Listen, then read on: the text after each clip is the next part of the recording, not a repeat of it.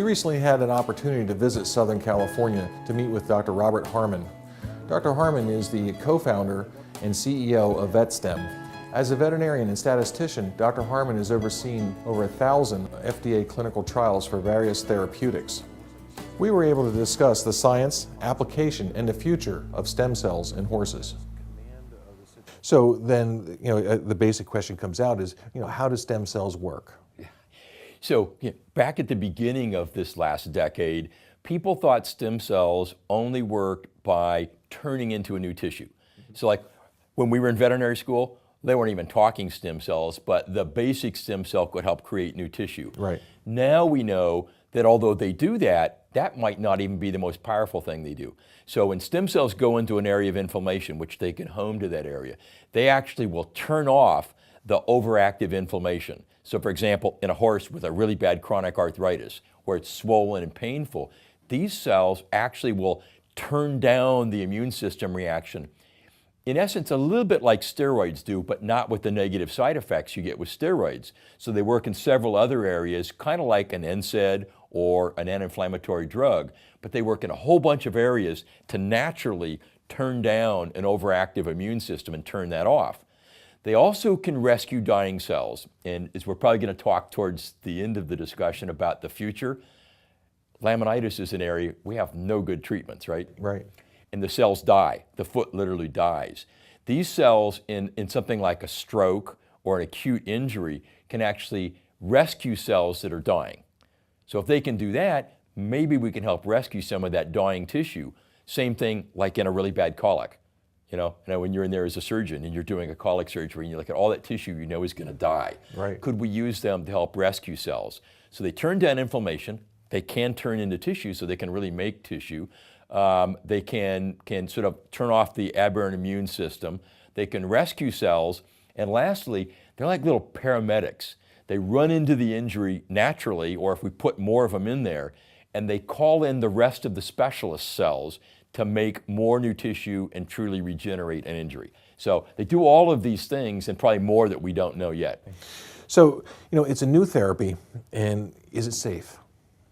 So above all else, do no harm, right? Exactly. So it's our veterinary credo, hugely important that if you go out there with a patient and you're going to treat this horse that's got a tendon injury and now he has a side effect, oh God, then why did you go through all of this therapy? The cells are from the patient back to the patient. There's nothing external. We're using their own cells. It literally is the safest kind of therapy you could imagine because it's an absolute high-tech but perfectly natural therapy. We're using their own cells. So to give you the numbers, we've probably done now, 9,000 injections in horses, almost 4,300, I think, total horses that have been treated, sometimes in more than one joint or more than one ligament. Less than 0.5% have any kind of a reaction. 0 dead, 0 serious reactions. So the reaction can be from, as you know, putting the needle in a joint or in any tissue, you can get a reaction. And we follow every complaint and every adverse event, and we've had out of some more than 5,000 or 6,000 total injections now. I think we had 43 reported adverse events, and we follow those up. None of those serious. It's a local swelling, usually from just putting the needle in, because it's their own cells. As a clinician, we have horses in the field that are injured, or just say the horse population in general. When should we think about stem cell therapy in a horse? With new therapies, they typically get relegated to sort of last resort. You use it after you've tried everything else. As we know, after you've tried everything else, if it didn't work, if you use steroids or something else, now you've got more and more damage, it's harder to rescue them. In my book, as a veterinarian, there is no better time than right when the injury occurs. So even when it's hot and inflamed? Absolutely. So think how these cells work. That's the environment they go into anyway. So by the 48 hours, by the time you get these cells back, you've got an injury and you've got white cells already coming in. The natural stem cells are starting to trickle in there to try to help repair and manage. Putting those cells there, to me, makes a huge amount of sense, because right then is when the scar tissue is starting to form. These cells truly are like paramedics. You wouldn't tell the paramedic, oh, hang on a day or two and then come on over. I think with soft tissue, it's the same way. So there's real reason to be there early. So I think in any tendon and ligament injury, early intervention is better Prevent the scar tissue. Don't try to resolve it later. Johnny has recently sustained an injury to his oblique sesamoidian ligament. He's an excellent candidate for regenerative medicine. Typically, we use a steroid to manage inflammation. The problem with steroids is that steroids also reduce healing and they stop the healing process. And we're trying to augment the healing process. So the product we're going to use is something called IRAP. And IRAP is what I would consider regenerative medicine, meaning we're using a product from the horse's own body to help heal itself. And what we did is 2 days ago, we pulled blood from his jugular vein, and then we processed it by putting it in contact with glass beads that are covered with chromium sulfate. The chromium sulfate stimulates the white cells to produce proteins, particular interleukin receptor antagonist protein, plus a whole soup of other products that mediate cell function. And it's really not clear whether it's interleukin receptor antagonist protein, or what we call IRAP, or whether it's one of these other cell mediators. Regardless, the product is very, very effective. So what we did is we took this blood home, we incubated it with those glass beads. After 20 hours, we separated off, and we were able to get 9 syringes full of treatment, using 1 syringe per treatment. So what we have is we have a syringe labeled specifically for this horse, a product of his own blood, and it's frozen, and now we're just in the process of thawing this syringe, and we're going to thaw this out. Once this product is ready, we'll put a filter on it and we'll inject it and filter it again. It's been filtered once, it'll be filtered again just in case there's a precipitate. So this is practice in Michigan. It's probably 8 or 10 degrees right now in the barn. We're going to try to keep the horse comfortable by putting a light cooler on them, because oftentimes they sweat with sedation, so the cooler allows us to manage that and still keeps out of our way. And I think we're ready to go. Let's go ahead and fire that up, please. Alcohol back.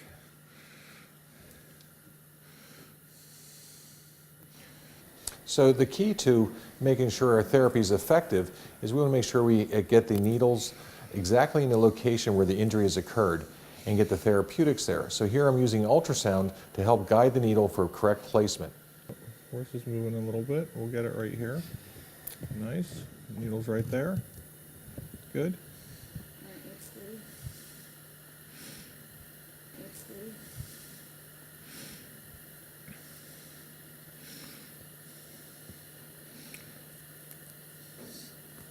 And now we can, through ultrasound guidance, control the injection into the desired site.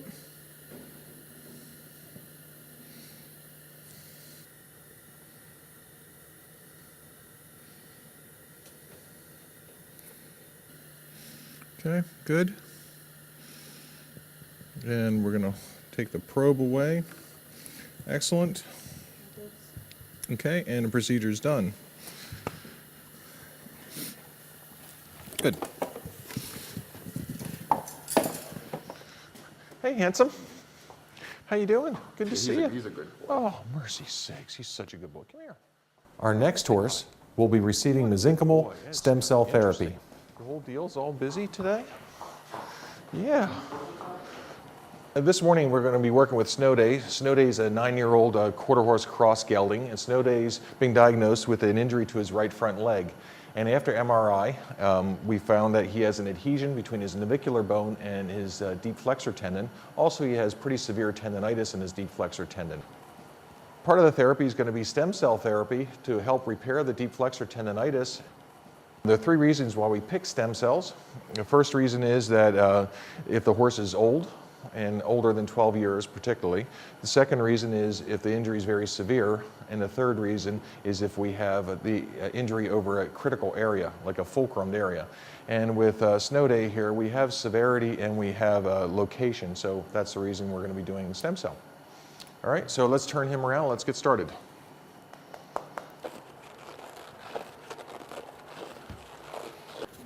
So we have the tail wrapped. So what we're doing is we're isolating the areas where the fat pad is, and we're using ultrasound. We know that the deepest area of the fat pad is along this axis, and this is the deepest portion of it, so we're going to make a box here. with the clippers with a 10 blade, and then we're going to surgically prep this area here. We use whiteout to identify the area or mark it.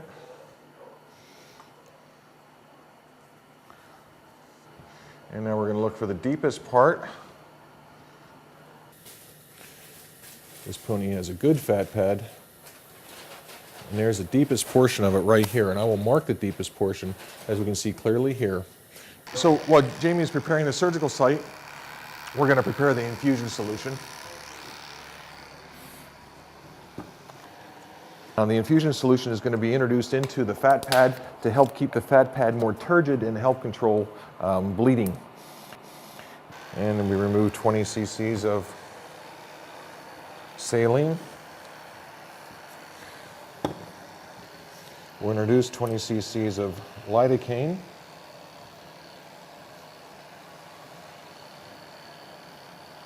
And our small amount of epinephrine.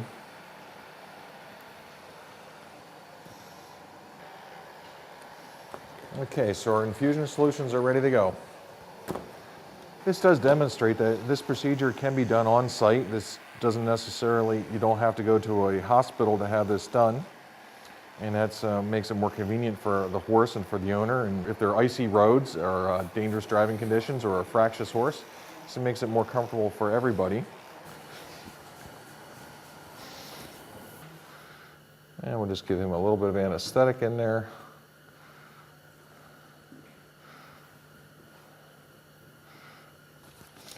So we'll put our surgical drape down, our tulip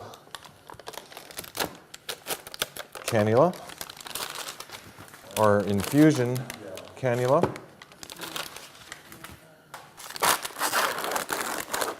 our Pocar, and our Johnny Lock. So we're going to use an adhesive drape that's impregnated with iodine, and we're going to place it a bit lower than we would expect because we want to protect the area where our hands are going to be.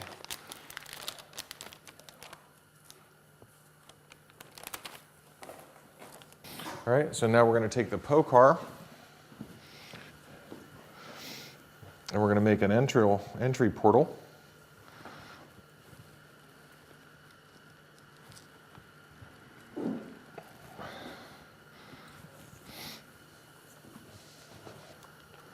And we're going to fill the syringe with an infusion solution.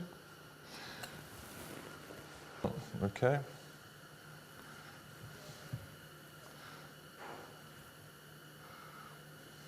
And where's our first infusion? Good. Okay, so go more towards tail base now. A little more. Okay, so here we can see fat again. Turn the probe a little bit perpendicular to my, yeah, good. Nice. Now we're going to go a little more shallow. Okay, now we're seeing the fat pad right there, and we should be seeing, there's the cannula just starting to infuse fluid into it. And you can see the fluid distending, making the changes on ultrasound here. This ultrasound machine is a terrific unit because of it's so portable and the quality of image is so nice. It makes a very nice working field unit. Okay, slide a little bit more laterally, good. And we're going to try to go a little more superficial here. And there we are, you can just see the cannula right there in the center of the screen. It's at bright spots. Good. So we're going to infiltrate over that area.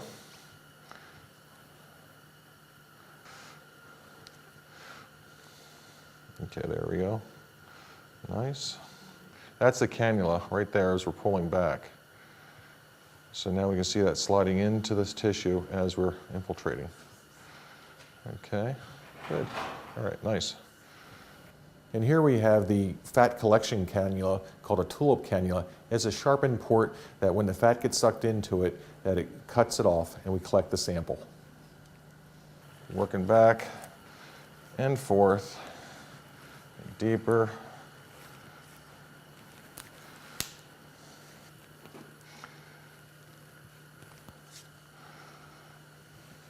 Nice.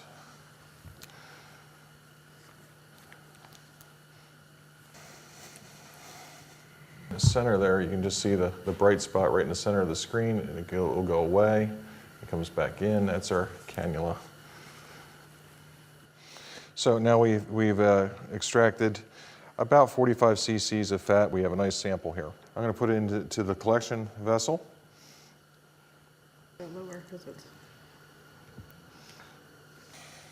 Beautiful sample, huh? So the procedure's finished, and Snowday is still quite comfortable through to the end of it. He has 2 portal holes in there that are half the size of a pencil, and I've sprayed those with a aluminum spray to seal them. We're going to put him on antibiotics to help protect or fight any, just give some protective cover against infection. You can expect some drainage out of the portals because we infuse so much fluid in there. We can see a little bit of dribbling. That should clear up in a day or so. And his exercise program, he should still be taken out, hand walked every day.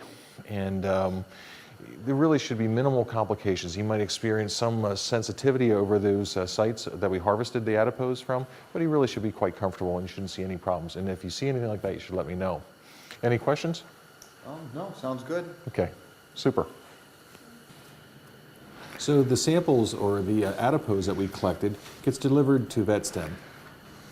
At VetStem, Dr. Carolyn Wrightson, Director of Laboratory Operations, gave us a personalized tour.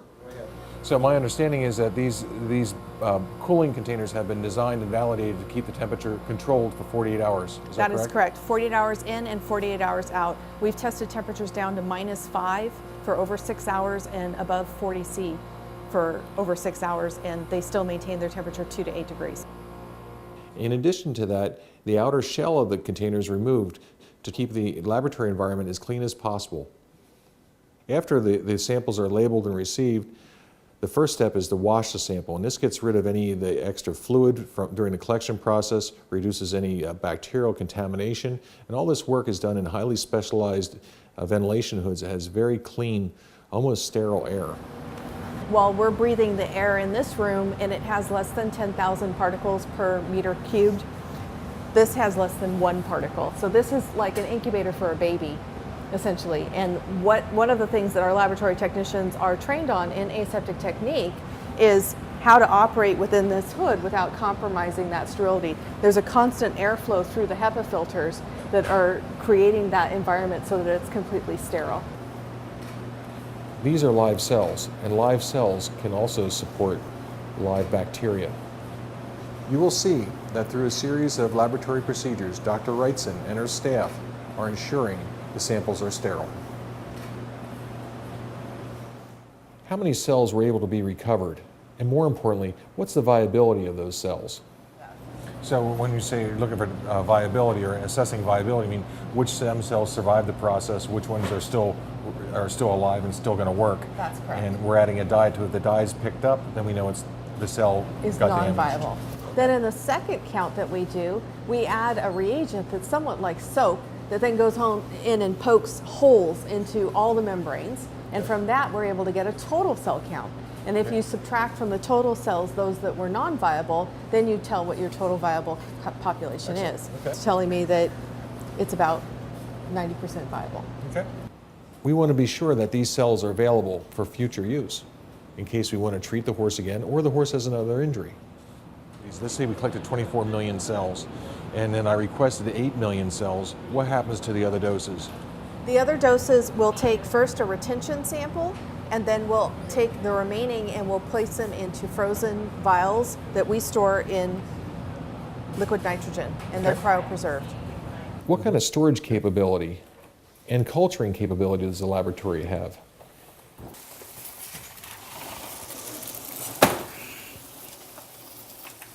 So in each one of these we have the rack, what the equipment number is, what box number it is, and we know exactly what sample is in each position within that rack. Mm-hmm. Cultured cells are available for use in about 3 weeks. The procedure of culturing can provide a lifetime of cells for use. Yeah. And finally, the use of adipose tissue by VetStem allows us to get these cells back into the horse within 48 hours, and this limits the amount of scar tissue formation and gives us a better result.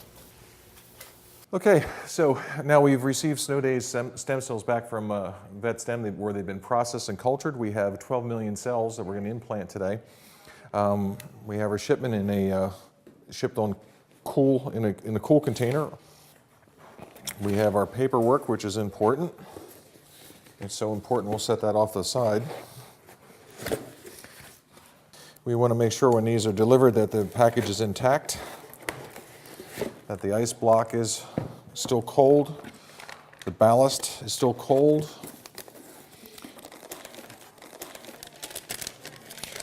And in a sterile container, we have 2 samples here. And we're ready to go.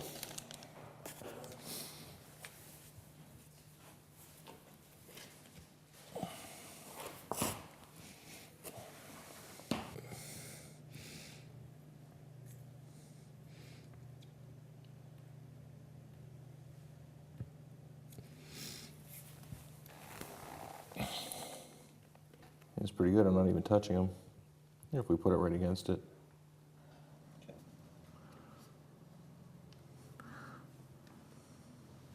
Okay, there's our injury site.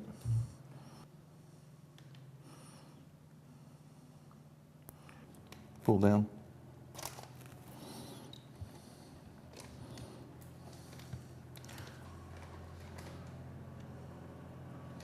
Beautiful. Okay.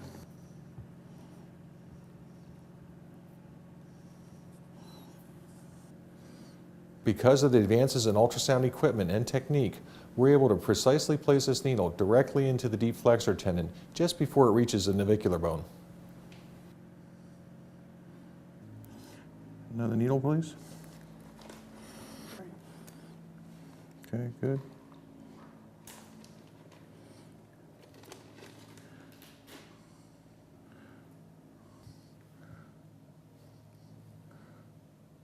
Right there, you can see it.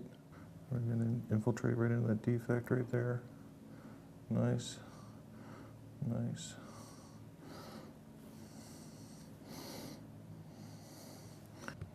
Okay, good. Okay, good. Nice. All right, that went well. Let's go ahead and get a wrap here.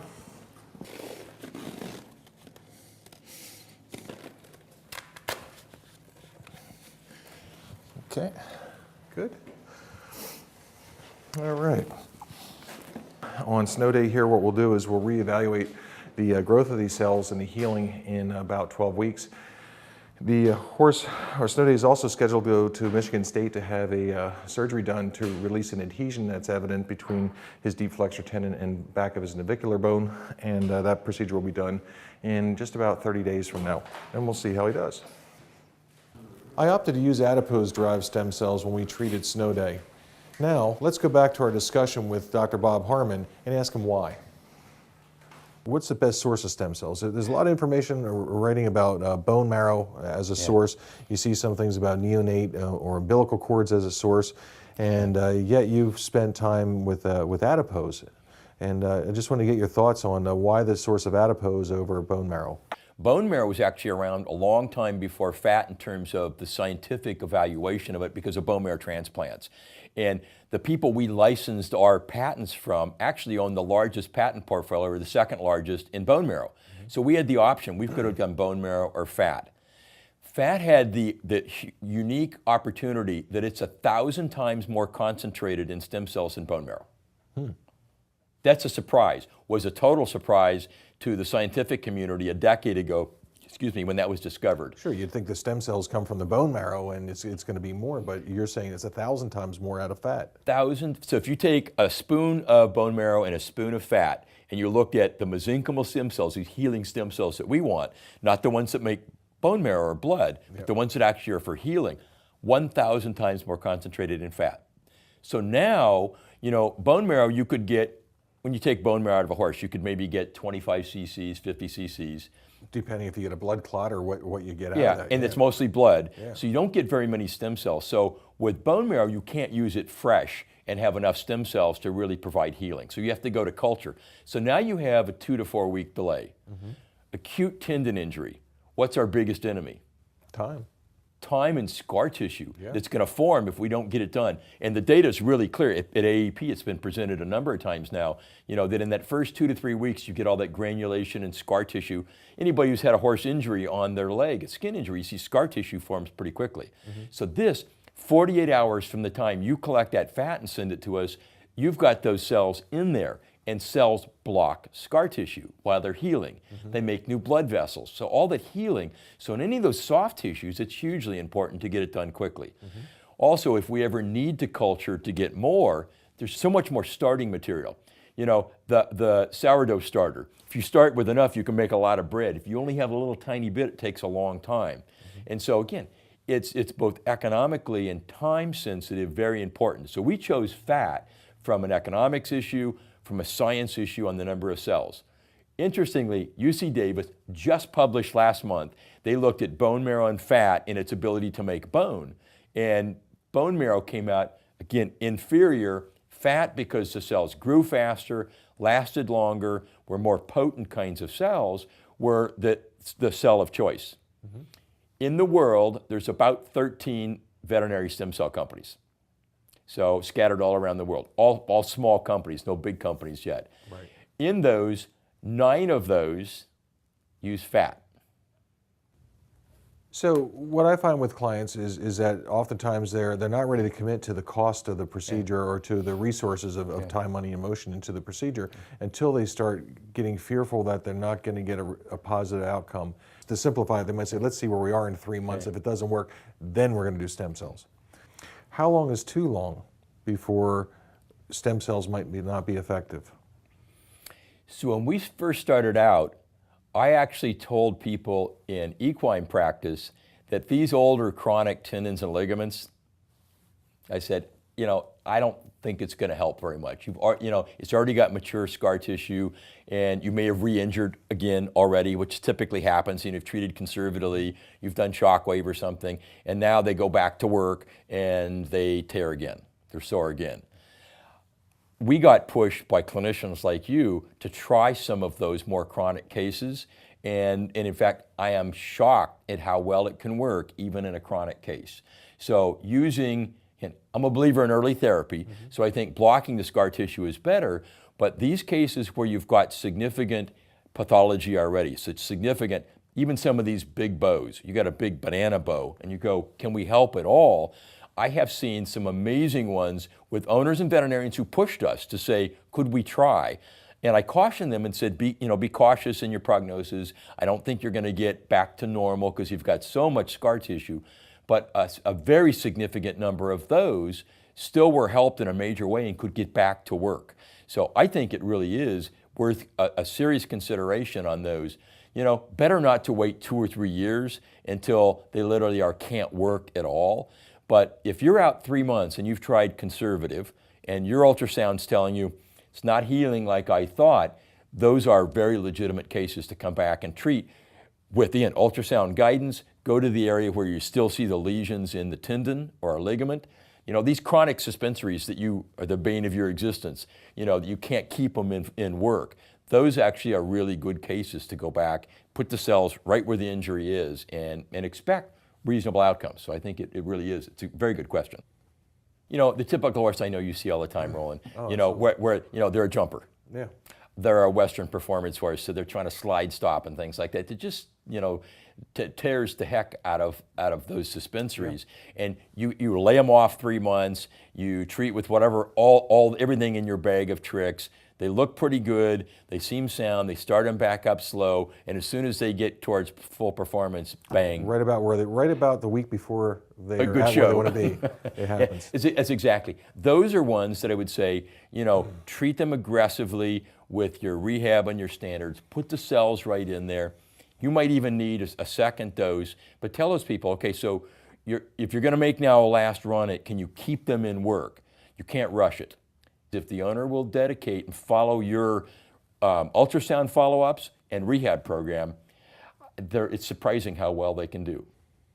And what goes on in the clinic has a very real impact on the continued development. It's why I'm so excited about all the practitioners that we get to work with. It's so cool to see what you guys do, and the questions you've even asked me today make me think, Okay, so now I'm going to go back and pull another couple articles up. Let me think about that. I wonder if that might work, and how can we see if we can bring better technology again back to the clinic? Because in the end, that's where it all happens, is, you know, with you in the field. So the next question I had for you then is, where do you see the future of stem cells? What do you see the next? I mean, certainly the one part you just talked about is maybe maintaining joints that in horses are an active work. Yeah. As maybe an alternative to HA injections. Where else do you see the future of stem cells going? So the future, boy, it's dangerous to speculate, right? But we could play name the disease, and you could name diseases now that you're interested in. I could quote the article, the researcher, and where they're working on that. It may not be in the clinic yet, but they're working on it. So there's a whole array of things. In internal medicine diseases, so things like really bad GI disease, where you get a really bad colic. I've lost 2 horses personally to colic. You know, when you go in there and look at it in the surgery, you can repair the blockage, but you have all that dead tissue. It's a perfect another place for trying to heal back the GI tract. And then the immune diseases that we have in the horse, so lung diseases, COPD. So the Heavy horse, there's a little bit of data that suggests, well, not a little bit, there's data that shows in mouse models that you can repair damage in the lung, clearly. So could we do that? Maybe. So we could name every disease in the body. You know, spinal cord injury is not too often in the horse, but some of those are bad. EPM type of injuries. Clearly EPM, and the treatment sometimes makes the injury worse because you get all that inflammation in the spinal cord. So could you treat with stem cells at the same time that you treat with EPM organism treatments that are already out there? So I think there's a lot of those that we'll find, in the next decade, that your toolbox will get more full of really interesting possibilities. And we will be, I think, in the next 5 years, where you may have stem cells in a bottle that are actually a pharmaceutical grade standardized stem cell that could be used off the truck or in the clinic without even collecting the fat tissue to extract the cells. But we're in phase 1 of this, and 7,000 animals gives us a lot of insight into how this works, and we're working with an FDA-related product already. We're working with, I think, about 20 universities and private companies around the world, including our colleagues in Australia and in Canada, to try to develop even further how this technology works and make the techniques easier and faster for you in the clinic. So the feedback we get every day is, it does drive us to try to figure out how we make the techniques better. We'd like to thank the folks at VetStem for their help in this video production, but more importantly, for their efforts in the advancement of horse health care.